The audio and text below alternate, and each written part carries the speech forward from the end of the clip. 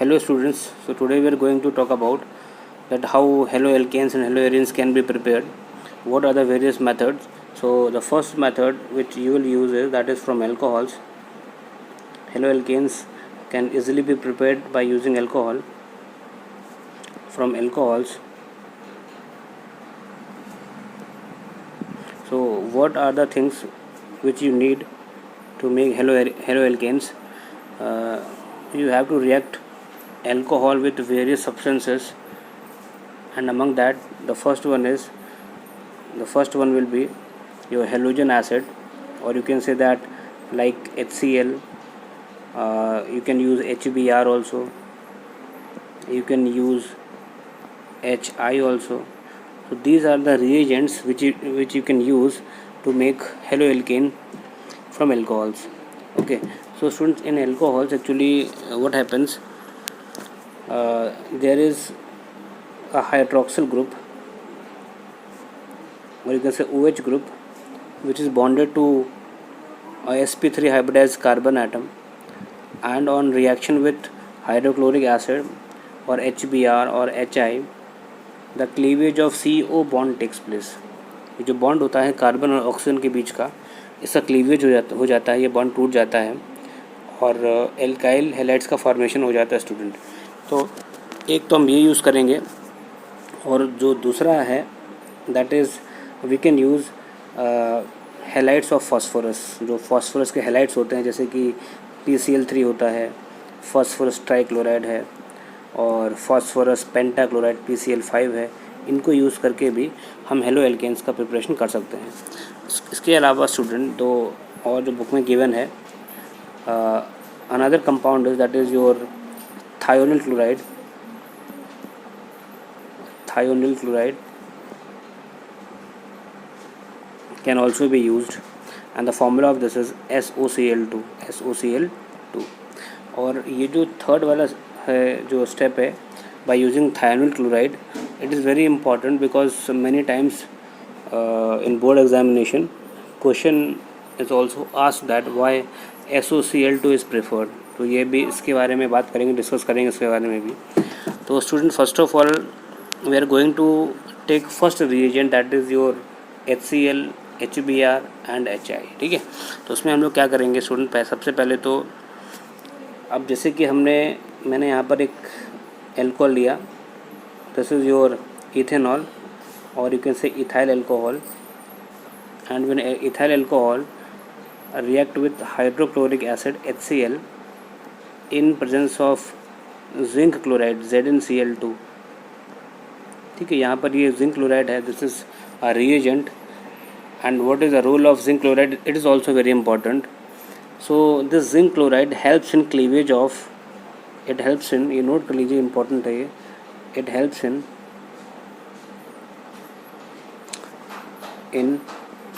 breaking, it helps in breaking CO bond. Okay, मतलब ये जो कार्बन ऑक्सीजन का जो बॉन्ड होता है इसको तोड़ने का काम करता है कौन, जिंक क्लोराइड. ठीक है ना. तो जब ये वाला बॉन्ड ब्रेक होता है तो यहाँ से वाटर मॉलिक्यूल बाहर हो जाता है, और जो कंपाउंड बन जाता है, अपने पास में जो कंपाउंड आ जाता है that is your ethyl chloride. ठीक है, तो क्या बन जाएगा यहाँ पर, C2H5Cl का फॉर्मेशन हो जाता है और वाटर मॉलिक्यूल रिमूव हो जाता है स्टूडेंट. ठीक है, तो ये इम्पॉर्टेंट बात ध्यान रखो. सबसे इम्पॉर्टेंट है कि इसका रूल क्या होता है आपको पता होना चाहिए. एक बार दोबारा से देख लीजिए स्टूडेंट, समझ लीजिए. तो इथेनॉल है, इसका मैं स्ट्रक्चर बना रहा हूँ अभी. तो इसका स्ट्रक्चर ड्रॉ करोगे तो ये इस तरीके से बनेगा. ये तो हो गया आपका CH3, और ये रहा CH2, और ये रहा आपका हाइड्रोक्सिल ग्रुप, और इसकी रिएक्शन करवाई जा रही है किसके साथ में, HCl के साथ में. ठीक है, तो कार्बन और ऑक्सीजन का जो बॉन्ड है बीच में, उसका क्लीवेज होगा, ब्रेकडाउन होगा इस तरीके से, और यहाँ से वाटर मॉलिक्यूल बाहर हो जाता है, और जो कंपाउंड हमें मिलता है नया वो आपका होता है एल्काइल हैलाइड या फिर हेलोएल्केन्स. ठीक है, तो ये H, यहाँ पर भी H, और क्योंकि यहाँ से OH चला गया है और Cl बचेगा तो यहाँ पर Cl को लगा देंगे, ठीक है। और जो कंपाउंड बना है स्टूडेंट, क्या नाम है इसका? This is ethyl chloride, this is ethyl chloride.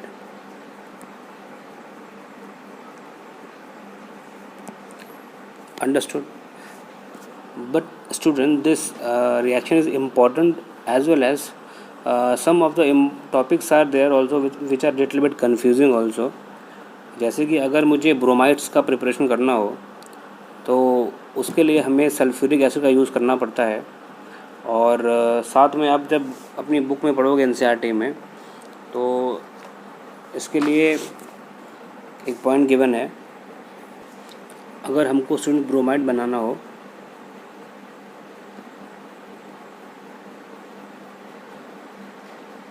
तो इसके लिए हम लोग यूज़ करेंगे सल्फ्यूरिक एसिड।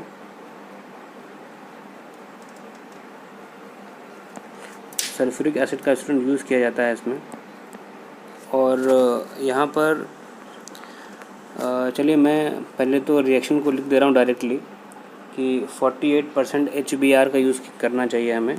जैसे यहाँ पे लिखता हूँ मैं रिएक्शन को C2H5OH, ठीक है।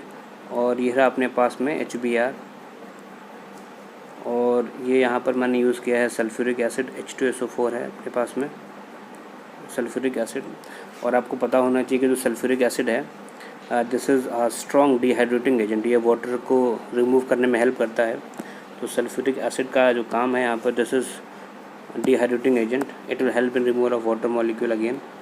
So this water will goes out and C2H5Br will be formed, means ethyl bromide will be formed along with removal of water molecule students.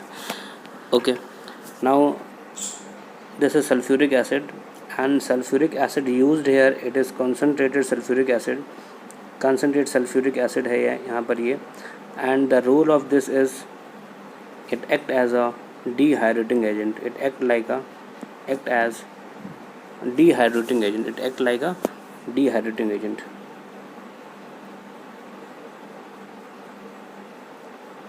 Dehydrating agent का काम करता है यहाँ पर, वाटर मॉलिक्यूल को रिमूव करने में हेल्प करता है, ठीक है।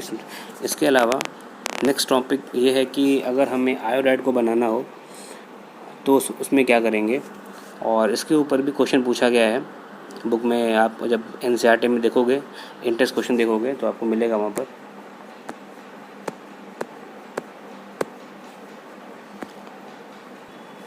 अगर स्टूडेंट्स आयोडाइड्स बनाने होते हैं तो इसके लिए हमें यूज़ करना पड़ता है phosphoric acid, means 95% phosphoric acid should be used. और सल्फ्यूरिक एसिड क्यों नहीं यूज़ करेंगे ये बताऊंगा मैं आपको बाद में।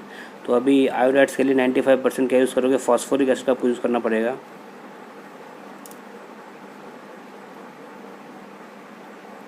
फॉस्फोरिक एसिड, और फॉस्फोरिक एसिड का जो फॉर्मूला होता है स्टूडेंट आपको पता होना चाहिए, दिस इज़ H3PO4, ठीक है। क्या होता है H3PO4, इसे बोलते हैं फॉस्फोरिक एसिड, इसका यूज़ करना पड़ेगा हमें, ठीक है। तो इसमें रिएक्शन होती है स्टूडेंट्स, वो 2 स्टेप में होती है। सबसे पहले तो हम लोग क्या करेंगे, यहाँ पे हमें लेना पड़ता है सोडियम आयोडाइड या फिर पोटेशियम आयोडाइड, तो जो भी सूट करे, दोनों में कुछ भी ले सकते हैं। तो जैसे कि मैंने यहाँ पर लिया, अभी Ki लेता हूँ मैं, this is known as potassium iodide, और इसकी रिएक्शन में करवाता हूँ H3PO4 के साथ में, इसको बोलते हैं फॉस्फोरिक एसिड। और आपको मालूम होना चाहिए कि जो फॉस्फोरिक एसिड है दिस इज़ ट्राईप्रोटिक एसिड, इसमें 3 हाइड्रोजन होते हैं। लेकिन क्योंकि मेरे को HI बनाना है, मतलब यहाँ पे मेरे को HI चाहिए होगा, ठीक है ना। क्योंकि अपना जो टॉपिक है वो है एल्कोहल की रिएक्शन हम लोग करवा रहे हैं हेलोजन एसिड के साथ में। तो HCl से करा चुके हैं, HBr से करा चुके हैं, अब मेरे को HI से रिएक्शन करानी है। तो सबसे पहले HI बनाऊँगा मैं यहाँ पर, ठीक है ना। और जब HI का फॉर्मेशन होगा स्टूडेंट्स, तो अब यहाँ पर एक H तो चला गया I के साथ में, अब कितने H यहाँ पर बचेंगे, 2 बचेंगे, ठीक है ना।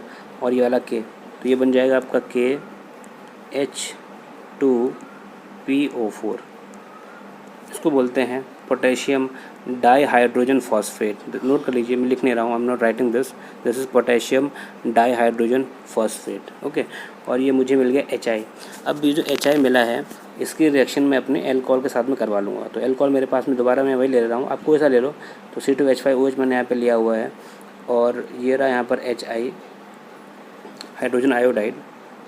ठीक है, तो फिर से यहाँ पर वही वाटर का रिमूवल होगा और क्या बनेगा, C2H5I बन जाएगा और वाटर मॉलिक्यूल रिमूव हो जाएगा और इसको हम लोग बोलेंगे दिस इज़ इथाइल आयोडाइड। ठीक है, क्या बोलेंगे, this is ethyl iodide, this is ethyl iodide. ठीक है स्टूडेंट्स, तो ये स्टेप आपको ध्यान रखना है। तो यहाँ पर हमें फॉस्फोरिक एसिड का यूज़ करना है, सल्फ्यूरिक एसिड का यूज़ नहीं करना है, ये भी इम्पॉर्टेंट है। और ये स्टूडेंट आप बुक में देखोगे तो आपको क्वेश्चन मिल जाएगा। ये आपकी बुक में क्वेश्चन है, इंटेक्स क्वेश्चन देखोगे NCERT में 10.2 है, 10.2 इंटेक्स क्वेश्चन है बुक में।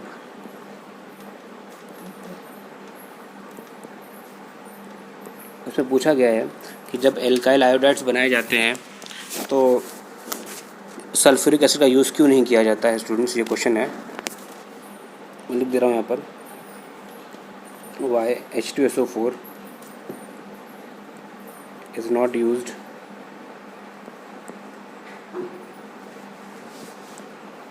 in preparation of iodides, in preparation of iodides, ये क्वेश्चन है अपना। ठीक है, तो इसका भी जवाब हम देंगे आपको। तो सबसे पहले स्टूडेंट देखो, अगर हम क्या करें, अगर हम सल्फ्यूरिक एसिड की रिएक्शन, अगर H2SO4 की रिएक्शन KI के साथ में करवाई जाती है और आपको मालूम है कि मेरे को HI बनाना है, तो चलो पहले हम HI लिख लेते हैं। तो अब मेरे पास में कितने बचेंगे, हाइड्रोजन एक बचेगा। ठीक है, हाइड्रोजन यहाँ पर, तो क्या बनेगा आपका, बन जाएगा KHSO4 बन जाएगा। ठीक है ना, इसे कहेंगे पोटेशियम हाइड्रोजन सल्फेट, जैसे पोटेशियम हाइड्रोजन सल्फेट, और ये HI बन गया। लेकिन स्टूडेंट आपको बता दूं कि जो सल्फ्यूरिक एसिड है ये बहुत ही स्ट्रॉन्ग ऑक्सीडाइजिंग एजेंट है। ठीक है ना, this is strong oxidising agent. Sulphuric acid एक स्ट्रॉन्ग ऑक्सीडाइजिंग एजेंट होता है।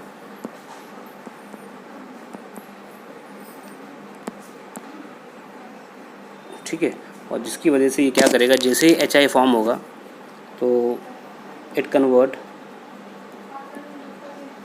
Convert hydrogen iodide into iodine, ये समस्या यहाँ पर आती है। तो जैसे ही HI बनता है ये इसको I2 में कन्वर्ट कर देता है और जिसकी वजह से हम सल्फ्यूरिक एसिड का यूज़ इस रिएक्शन में नहीं कर सकते हैं। स्टूडेंट बहुत ही इंपॉर्टेंट है, इसको नोट कर लीजिए आप। ठीक है, अब यहीं पर ही स्टूडेंट एक चीज़ और डिस्कस कर लेते हैं कि ये HCl, HBr और HI है अपने पास में, तो इन तीनों में से सबसे ज़्यादा रिएक्टिव कौन होगा अल्कोहल के साथ में। तो स्टूडेंट इसमें अगर आप इस पे ध्यान दो कि ये रही HCl की बॉन्ड लेंथ, ये रही H और Br की बॉन्ड लेंथ, और ये रही H और I के बीच में बॉन्ड लेंथ। तो जिसकी बॉन्ड लेंथ जितनी ज़्यादा होती है वो बॉन्ड उतना ही वीक होता है, उसकी बॉन्ड डिसोसिएशन एंथैल्पी उतनी ही कम होती है। तो इन तीनों में से किस बॉन्ड को तोड़ना आसान है, इस वाले बॉन्ड को ब्रेक करना आसान है। तो ये बॉन्ड आराम से टूट जाएगा और यहाँ से H आसानी से रिलीज़ हो सकता है, या आप कह सकते हो कि I है वो आसानी से रिलीज़ हो सकता है एज अ आयोडाइड आयन। ठीक है, तो अगर हम रिएक्टिविटी की बात करें तो इन तीनों में से सबसे ज़्यादा रिएक्टिव कौन होगा, HI होगा, उसके बाद में HBr आता है और उसके बाद में आपका HCl आता है। ठीक है ना, और सबसे कम होगा HF। तो ये आपको ध्यान रखना है यहाँ पर। और स्टूडेंट्स अगर अल्कोहल की बात करें कि अल्कोहल में मतलब अल्कोहल्स में बात करेंगे, खैर एक अगला टॉपिक और जब हम पढ़ेंगे अल्कोहल्स के बारे में तो वहाँ पर टेस्ट एक लुकास टेस्ट दिया हुआ है, उसमें भी दोबारा से बातें आएंगी। तो अगर अल्कोहल की बात करें तो 1 डिग्री अल्कोहल में, 2 डिग्री अल्कोहल में और 3 डिग्री अल्कोहल में तो सबसे ज़्यादा रिएक्टिव होगा अल्कोहल वो टर्शरी होता है। ठीक है, टर्शरी अल्कोहल जो होता है वो बहुत ही रिएक्टिव होता है due to stability of tertiary carbocation. ठीक है ना, तो जो टर्शरी अल्कोहल होता है स्टूडेंट उसके पास में there will be 3 alkyl groups, तो उसकी रिएक्टिविटी ज़्यादा होती है, ध्यान रखोगे आप, इम्पॉर्टेंट पॉइंट है। ठीक है, तो टर्शियरी अल्कोहल की अगर बात करें तो ये आप देखो, मैं ड्रॉ भी कर दे रहा हूँ यहाँ पर CH3, और ये रहा एक और CH3 एल्काइल ग्रुप, ये रहा एक और एल्काइल ग्रुप CH3, और ये रहा आपका OH। तो this is 3 degree alcohol, 3 degree alcohol है ये अल्कोहल, ये आप कह लो टर्शियरी है, टर्ट है, टर्शियरी अल्कोहल है, ठीक है। तो ये सबसे ज़्यादा रिएक्टिव होता है due to 3 degree carbocation, due to 3 degree carbocation. Okay students, then students next topic will be what will happen then when we react alcohol with phosphorus halides, ठीक है। तो अभी जैसे कि मेरे पास में मैं अल्कोहल ले रहा हूँ, मैंने इस बार लिया है CH3OH, मीथेनॉल ले रहा हूँ, और इसकी रिएक्शन मैं करवा रहा हूँ PCl3 के साथ में, जिसको बोलते हैं phosphorus trichloride.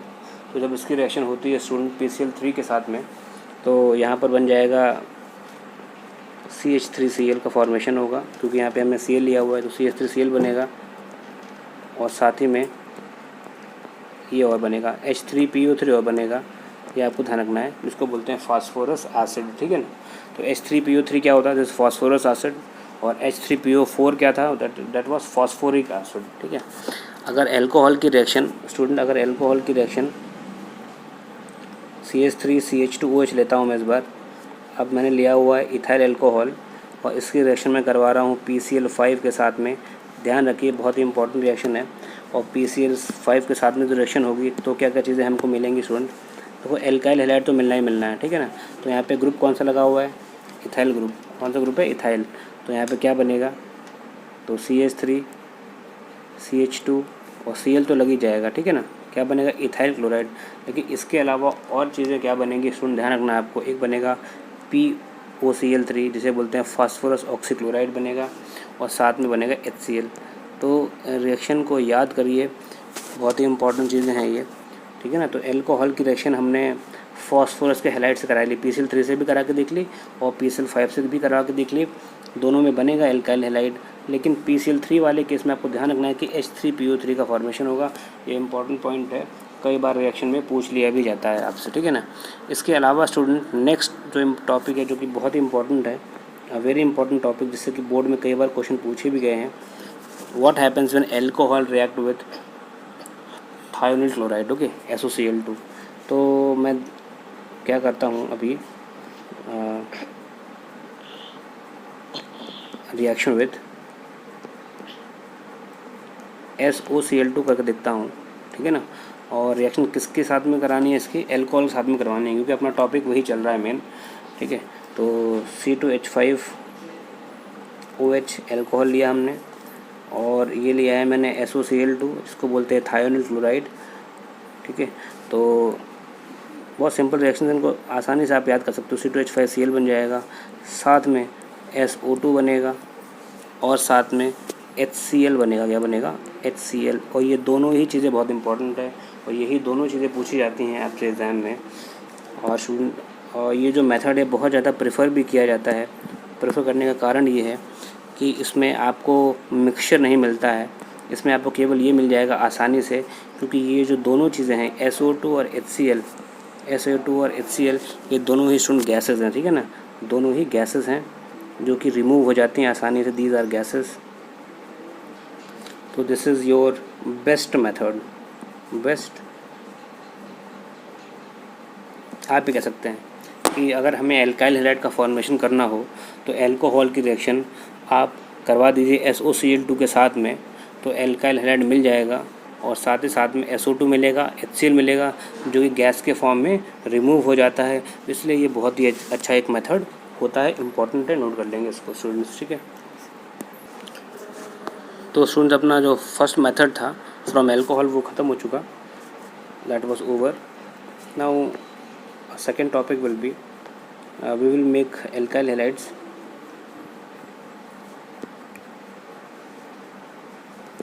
From alkene,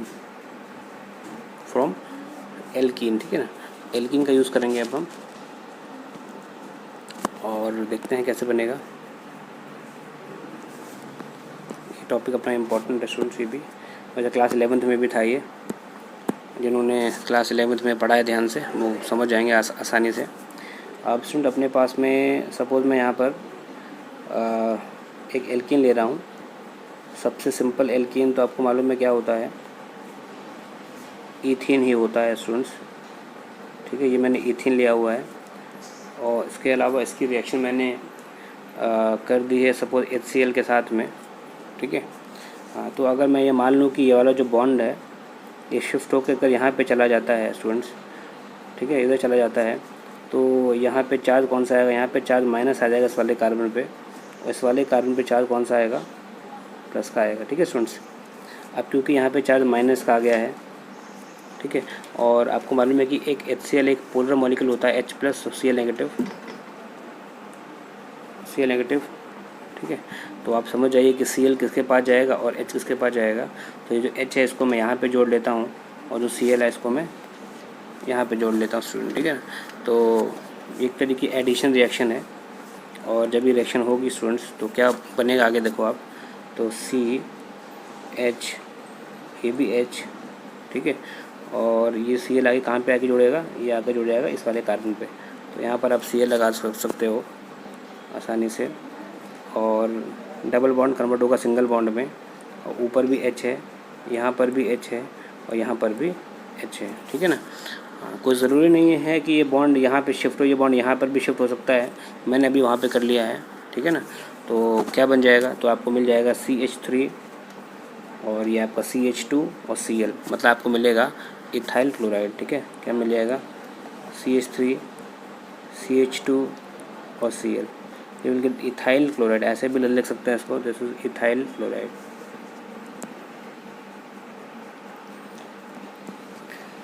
okay students, इसके अलावा इसमें एक और इम्पोर्टेंट है स्टूडेंट बात, अगर स्टूडेंट्स हमारे पास में होता है कोई एल्कीन जो कि अनसिमेट्रिकल है, जैसे कि अगर मैं प्रोपेन लेता हूँ तो CH3 CH double bond CH2, ठीक है, तो मेरे पास एल्कीन है जो कि एक अनसिमेट्रिकल एल्कीन है। अनसिमेट्रिकल एल्कीन्स वो होते हैं जिनमें डबल बॉन्ड के साइड में ग्रुप अलग अलग होते हैं। ठीक है, तो इसमें अब रिएक्शन में HBr के साथ में करवाता हूँ, और जब रिएक्शन HBr के साथ में करवाएंगे स्टूडेंट्स, ठीक है, तो अभी मैं ये मान लेता हूँ कि चलिए इसमें वैसे भी यहाँ पर प्लस का चार्ज है और यहाँ पे चार्ज माइनस का है। ठीक है, तो यहाँ पर आपको लगाना पड़ेगा, एक रूल है मार्कोविन का रूल, जो आपने पढ़ा था क्लास 11th में। क्या लगाओगे, मार्कोविन का रूल, ये रूल यहाँ पे लगेगा। इस रूल में क्या होता है कि जो नेगेटिव पार्ट होता है वो उस वाले कार्बन के पास जाएगा जिसके पास में सबसे कम हाइड्रोजन होते हैं। तो इसमें जो नेगेटिव पार्ट है Br पे है नेगेटिव पार्ट, और सबसे कम हाइड्रोजन किसके पास में है, इस वाले कार्बन के पास में है, तो Br जाएगा इसके पास और H आगे जुड़ेगा इस वाले कार्बन से। ठीक है, तो क्या बन जाएगा, तो इसमें बन जाएगा CH3 हो जाएगा, CH हो जाएगा, और साथ में आप यहाँ पर Br लगा दोगे नीचे की तरफ, या कहीं भी लगा दो, Br लगा दो, और सिंगल बॉन्ड ये हो जाएगा, पर CH2 था, ये हो जाएगा CH3, ये वाला जिसको मिल जाएगा तो ये हो जाएगा CH3। तो इस तरीके से हम बना सकते हैं एल्काइल हैलाइड। और इसका अगर इसके नेम की बात करें तो 1 2 और 3 नेमिंग करोगे तो Br है सेकेंड नंबर पे आ रहा है स्टूडेंट, तो उसका नेम जो हो जाएगा 2 ब्रोमो, और 3 कार्बन है तो प्रोपेन सिंगल बॉन्ड है। ठीक है, तो क्या हो जाएगा 2 ब्रोमो, 2 ब्रोमो प्रोपेन, ये इसका हो जाएगा। ठीक है, नेम IUPAC नेम है इसका 2 ब्रोमो प्रोपेन। तो इस तरीके से हम लोग बना सकते हैं एल्काइल हैलाइड्स को, रिएक्शन करवा सकते हैं हम लोग HBr के साथ में एल्कीन के। ठीक है स्टूडेंट, तो ये दूसरा मेथड था। थर्ड मेथड में स्टूडेंट क्या करेंगे, थर्ड मेथड में हम रिएक्शन दोबारा से करवाएंगे एल्कीन की हेलोजन के साथ में। ठीक है, तो देखते हैं क्या करना है इसमें। तो जैसे कि अभी हमारे पास में CH2 डबल बॉन्ड CH2, फिर से मैंने एल्कीन लिया, और एल्कीन कौन सा है, इथीन है ये। ठीक है, दिस इज़ इथीन, और इसकी रिएक्शन मैं करवा रहा हूँ, 1 मिनट।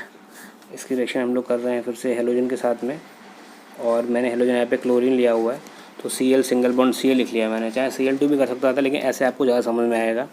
तो इस वाले Cl को आप यहाँ पे जोड़ दीजिए, इस वाले Cl को यहाँ पे जोड़ दीजिए स्टूडेंट्स, ठीक है।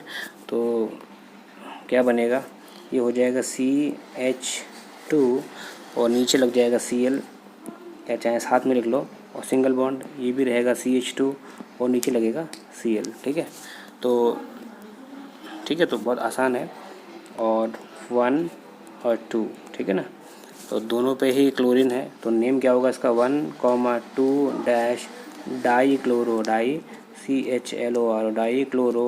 और कितने कार्बन है, 2 कार्बन है ना स्टूडेंट्स, ये सिंगल बॉन्ड है बीच में, तो इथेन हो जाएगा, डाई क्लोरो इथेन। तो हमने 3 मेथड पढ़ लिए हैं। पहले तो एल्कोहल का करवाया था हम लोगों ने HCl के साथ में, PCl3 PCl5 के साथ में। उसके बाद में एल्कीन की रिएक्शन हम लोगों ने HBr के साथ में करवा के देखी है, और उसके बाद में एल्कीन की रिएक्शन हम लोगों ने हेलोजन के साथ में करवा के देखी। तो इस तरीके से एल्काइल हैलाइड का फॉर्मेशन हुआ है स्टूडेंट, ठीक है। इसके अलावा कुछ और मेथड है जिसमें हमें केवल हेलोजन को एक्सचेंज करना है। बहुत ही इंपॉर्टेंट टॉपिक्स होते हैं स्टूडेंट्स, तो ये आपके टॉपिक हो जाएगा 4 नंबर डाल देता हूँ मैं इसको, halogen exchange method, okay. Halogen exchange method, इसमें हमें केवल हेलोजन को एक्सचेंज करना है स्टूडेंट, और इसमें आपको 2 टॉपिक आपको मिल जाएंगे। बहुत ज़्यादा कन्फ्यूजन रहती है बच्चों को इसमें। तो सबसे पहला जो टॉपिक हम पढ़ रहे हैं that is Finkelstein reaction, okay, that is Finkelstein reaction. बहुत ध्यान से नोट करेंगे इसको।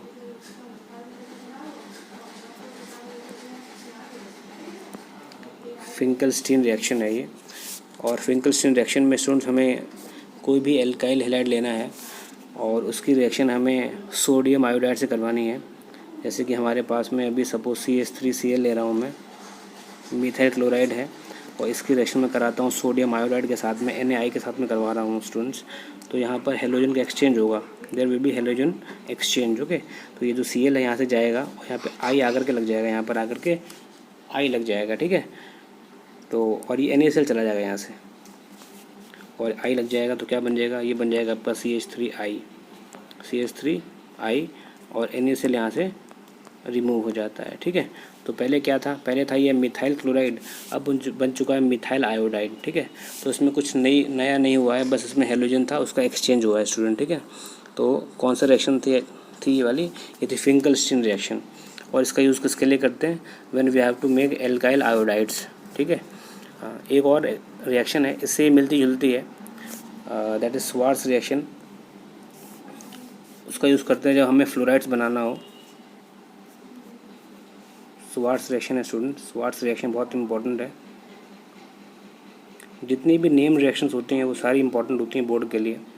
तो इसमें क्या करना है स्टूडेंट, इसमें हमें लेना है एल्काइल हैलाइड, ठीक है, कोई सा ले लो, जैसे चाहे ब्रोमाइड ले लो या क्लोराइड ले लो, और इसमें हमें किसी मेटल फ्लोराइड से रिएक्शन करानी पड़ती है, किसी भी मेटलिक फ्लोराइड के साथ में। तो मैं यहाँ पर ले रहा हूँ सिल्वर फ्लोराइड, AgF लेता हूँ यहाँ पर, ठीक है। और यहाँ से ये AgBr चला जाएगा और F आके लग जाएगा, तो क्या बन जाएगा, तो यहाँ पे बन जाएगा CH3F, ठीक है। ये हो गया आपका AgBr इस तरीके से। तो ब्रोमाइड था और फ्लोराइड बन गया है, ठीक है। तो इसको हम बोलते हैं हेलोजन एक्सचेंज मेथड, इंपॉर्टेंट है, ध्यान रखोगे यहाँ पर। और ये जो रिएक्शन हमने यहाँ पे पढ़ी थी फिंकलस्टीन रिएक्शन, यहाँ पर एक रिएजेंट और यूज़ करते हैं, इसको आप नोट कर लो, दैट इज़ एसीटोन भी यूज़ करा जाएगा, ठीक है। मतलब कीटोन का यूज़ करना है हमें, ऐसे एसीटोन मतलब प्रोपेनॉन हो गया, एसीटोन तो कॉमन नेम होता है, ठीक है ना। तो ध्यान रखो इस चीज़ों को। स्वार्ट्स रिएक्शन क्या होती है, एल्काइल ब्रोमाइड या chloride react with metallic fluoride AgF, और क्या बनेगा, फ्लोराइड्स का फॉर्मेशन होता है इसमें, ठीक है। तो इन मेथड्स को ध्यान रखो।